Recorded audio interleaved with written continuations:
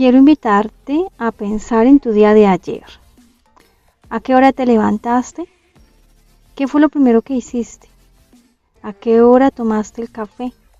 ¿Por dónde empezaste las tareas del día? ¿Qué conversaciones tuviste?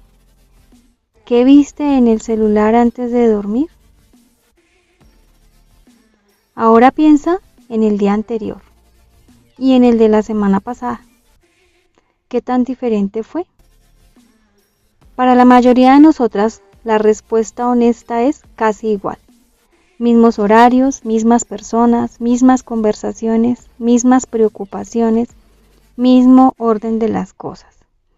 Y no te digo eso para juzgarlo, porque yo lo he vivido durante años. Lo que sí quiero preguntarte es esto. ¿Te has puesto a pensar en cómo ese entorno tan predecible y repetido está influyendo en quién eres? No solo en lo que haces, sino en quién eres. Porque Dispensa en este capítulo nos dice algo que cuando lo entendí, me hizo ver mi propia rutina con otros ojos. Si dejas que el mundo de afuera controle lo que piensas y sientes adentro, ese mundo de afuera te está escribiendo el guión de tu vida, sin pedirte permiso. Eso es exactamente lo que vamos a explorar hoy. Bienvenida al episodio 3 de Deja de ser tú. Cuando empecé a reflexionar sobre este capítulo, pensé en algo muy concreto de mi vida. Durante años mi entorno era la casa, literalmente. La cocina, mantener ordenado y limpio el apartamento, el mercado, la iglesia, las actividades de aprendizaje de mis hijos, visitas familiares, citas médicas, el trabajo a tiempo parcial en mi negocio con mi esposo. Ese era mi mundo físico y esas eran también las conversaciones que tenía. Logística del hogar, tareas, compromisos, gastos, gestión administrativa, etc. Y lo curioso es que yo nunca me detuve a preguntarme qué estaba haciendo ese entorno con mi mente. Simplemente lo asumí como mi vida, era lo que había, eso era lo normal para mí y para mí estaba bien. Pero hay algo que Dispensa me hizo entender. Cuando vivimos siempre en el mismo entorno, con las mismas personas, las mismas conversaciones y los mismos estímulos, el cerebro empieza a construir su arquitectura con base en eso. Lo que vemos todos los días se convierte en lo que creemos que es posible, y lo que creemos que es posible se convierte en el techo de lo que nos permitimos soñar. Recuerdo que cuando empecé a escuchar conversaciones diferentes, es decir, de mujeres que habían construido algo propio, que hablaban de libertad, de conocer el mundo, de propósito, de reinventarse, algo en mí se movió. No porque me dijeran qué hacer exactamente, sino porque me mostraron que existía un mundo diferente al que yo había dado por sentado toda mi vida. Eso fue un cambio de entorno, pequeño pero real, y cambió lo que yo era capaz de imaginarme para mí misma. Eso es justo lo que vamos a entender hoy con Dispensa. Quiero ahora que hagamos algunas reflexiones. Una es que el entorno nos está programando todo el tiempo. Lo primero que Dispensa nos plantea en este capítulo es una pregunta que parece simple, pero que tiene mucho peso. Bueno, realmente es más de una pregunta. ¿Quién está creando tu realidad? ¿Tú desde adentro? ¿O el mundo de afuera a través de lo que ves, lo que escuchas y lo que experimentas todos los días? Él explica que cuando vivimos reactivamente, es decir, cuando lo que pensamos y sentimos depende directamente de lo que pasa a nuestro alrededor, somos básicamente el producto de nuestro entorno. El entorno nos está creando, no nosotras a él. Si cada mañana te despiertas y lo primero que entra a tu mente son los problemas del día, las deudas, los conflictos, lo que falta, ese estímulo externo se convierte en el combustible de tus pensamientos y tus pensamientos crean tus emociones y tus emociones refuerzan tu identidad. El ciclo se retroalimenta solo y lo más inquietante es que lo hacemos de forma completamente automática sin darnos cuenta. Dispensa usa una imagen que me quedó grabada. Dice que cuando el entorno controla nuestra mente, el mundo exterior se convierte en nuestro amo y nosotras en sus esclavas, aunque no lo sintamos así. No porque seamos débiles, sino porque el cerebro está diseñado para responder a los estímulos del entorno. Es como un mecanismo de supervivencia que tiene millones de años. El problema es que ese mecanismo no distingue entre una amenaza real en la selva y el estrés de una mañana caótica en casa. Reacciona igual a los dos. La siguiente reflexión es que lo que ves todos los días se convierte en tu límite. Aquí hay algo que Dispensa señala y que me parece importante hablar con honestidad. El entorno no solo son las personas que nos rodean, es también el espacio físico donde vivimos, las conversaciones que tenemos, lo que consumimos en redes sociales, los programas que vemos, las noticias que escuchamos. Todo eso está enviando señales constantes a nuestro cerebro y el cerebro, que es increíblemente eficiente, empieza a construir su arquitectura neurológica con base en esos estímulos repetidos. En otras palabras, lo que ves todos los días le dice a tu cerebro que es normal, que es posible y que está fuera de su alcance.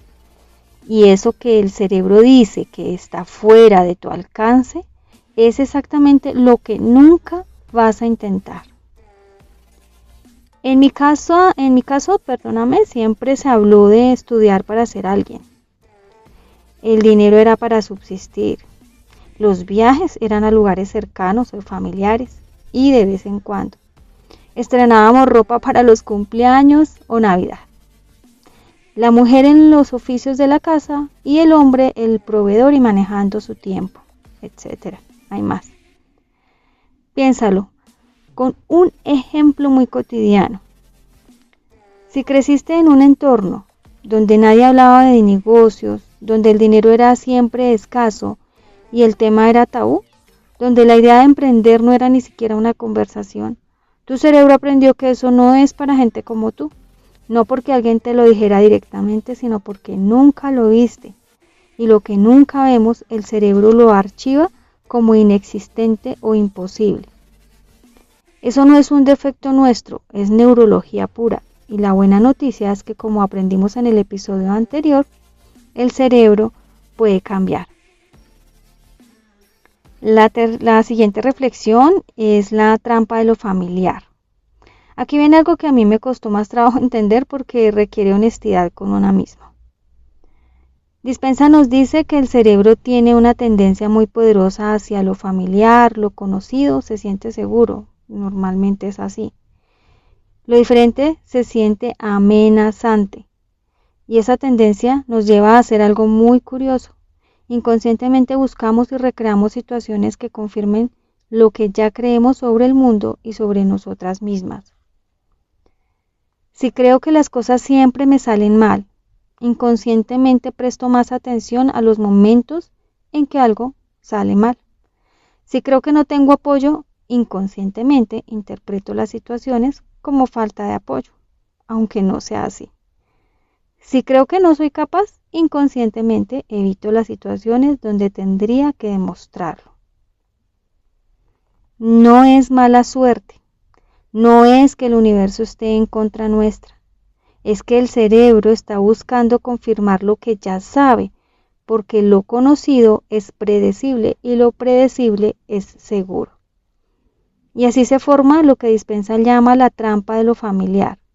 Vivimos en el mismo entorno, tenemos los mismos pensamientos, sentimos las mismas emociones, tomamos las mismas decisiones y obtenemos los mismos resultados. Y luego nos preguntamos por qué nada cambia. La respuesta es que nada puede cambiar afuera si el patrón de adentro sigue siendo el mismo. Ahora reflexionemos sobre qué significa entonces ir más allá del entorno. Y aquí llegamos a la parte más práctica y más esperanzadora del capítulo. Ir más allá del entorno no significa necesariamente cambiar todo lo de afuera. No significa mudarte, cambiar de amigos o deshacerte de tu vida actual. Significa algo más profundo y más asequible que eso. Significa aprender a generar adentro, en nuestra mente y en nuestro cuerpo, estados que no dependan de lo que está pasando afuera. Dispensa lo plantea así: mientras tu estado interno siga siendo un reflejo de tu entorno externo, eres un producto de tu pasado. Pero cuando puedes generar un estado interno diferente, independiente de las circunstancias, empiezas a crear desde un lugar nuevo, y desde ese lugar nuevo empiezas a tomar decisiones diferentes, y decisiones diferentes crean resultados diferentes. El primer paso no es cambiar el mundo de afuera. El primer paso es dejar que el mundo de afuera sea el único que decide cómo te sientes adentro. Y dirás que, pues, ¿cómo se hace esto? Dispensa va a ir desarrollando eso a lo largo del libro, especialmente en la parte de meditación y práctica.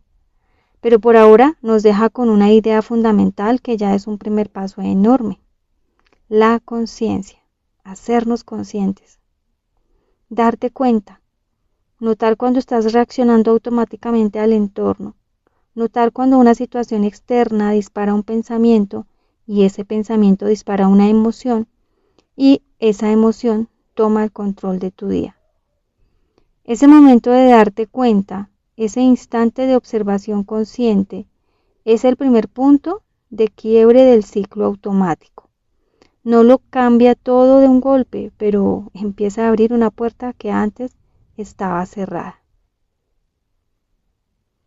Bueno, cuando pienso en este capítulo, desde mi propia experiencia de querer construir algo diferente, lo que más me ha resonado es esto: el entorno en el que me moví durante tantos años no incluía conversaciones sobre construir un negocio propio, jamás, porque no había nadie en mi círculo cercano que lo hubiera hecho de la forma en que yo lo estaba considerando. Y eso, sin que yo lo notara, me estaba poniendo un techo invisible.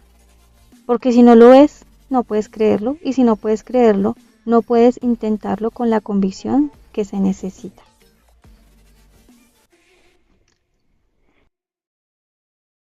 Y aquí quiero tomarme un momento para leerte textualmente una parte de este capítulo que se titula La grandeza es aferrarte a un sueño al margen de tu entorno. Antes de empezar a examinar cómo puedes pensar más allá de tu entorno y dejar el hábito de ser el mismo de siempre, quiero recordarte algo. Es posible pensar trascendiendo tu realidad presente, y los libros de historia están llenos de nombres de personas que lo han hecho, de hombres y mujeres como Martin Luther King, William Wells, Marie Curie, Mahatma Gandhi, Thomas Edison y Juana de Arco. Cada uno de ellos abrigaba en su mente una realidad futura que existía como posibilidad en el campo cuántico. Esta visión estaba viva en un mundo interior de posibilidades más allá de los sentidos, y con el paso del tiempo, todos hicieron realidad sus ideas. Todos tienen en común que atesoraban un sueño, una visión o un objetivo mucho mayor que ellos. Todos creían en su destino, que era tan real en su mente que empezaron a vivir como si este sueño ya estuviera sucediendo. No podían verlo, oírlo, saborearlo, olerlo ni sentirlo, pero estaban tan poseídos por él que actuaron de acuerdo con esta posible realidad del futuro. Es decir, actuaron como si su visión interior fuera ya una realidad. Por ejemplo, el régimen colonial al que estaba sometida la India a principios del siglo XX era desmoralizador para los hindús. A pesar de ello, Gandhi creía en una realidad que aún no estaba presente en la vida de su pueblo. Fomentó con entusiasmo los conceptos de igualdad, libertad y no violencia en una férrea convicción. Si bien Gandhi propugnaba la libertad para todos, la realidad era muy distinta, ya que existía la tiranía del control británico. En aquellos tiempos, las creencias imperantes iban en contra de las esperanzas y las aspiraciones gandhianas. Pero aunque la experiencia de la libertad no fuera una realidad cuando Gandhi empezó a intentar cambiar la India, no dejó que las adversidades del exterior le hicieran renunciar a su ideal. Durante mucho tiempo, las respuestas del mundo exterior No le demostraron que estuviera influyendo en el mundo, pero raras veces dejó que las condiciones de su entorno controlaran su forma de ser. Creía en un futuro que, aunque no pudiera ver o sentir aún con los sentidos, estaba tan vivo en su mente que no podía vivir de otro modo. Aceptó una nueva vida futura mientras vivía físicamente la que entonces era su vida presente. Sabía que su forma de pensar, actuar y sentir cambiaría las condiciones actuales de su entorno, y al final la realidad empezó a cambiar gracias a sus esfuerzos. Cuando nuestra conducta coincide con nuestras intenciones, cuando nuestras acciones están de acuerdo con nuestros pensamientos, cuando la mente y el cuerpo actúan juntos, cuando nuestras palabras son coherentes con nuestras acciones, detrás de nosotros hay un poder inmenso. Aquí encontré que lo que empezó a cambiarme fue exponerme a historias diferentes, no de personas perfectas con vidas perfectas, sino de mujeres reales, madres, mujeres que habían trabajado toda la vida en lo tradicional, mujeres que también habían dudado, que tenían todo en contra para lograrlo y habían decidido intentarlo de todas formas, visualizando lo invisible. Eso fue ampliar mi entorno, no físicamente, sino mentalmente. Empezar a alimentar mi mente con posibilidades que antes no tenía en el radar. Y algo que he notado tanto en mi propio proceso como en lo que le escucho a personas con más recorrido, es que uno de los mayores obstáculos para dar ese primer paso no es la falta de información, es el entorno mental en el que vivimos, las voces que hemos absorbido, las conversaciones que repetimos internamente.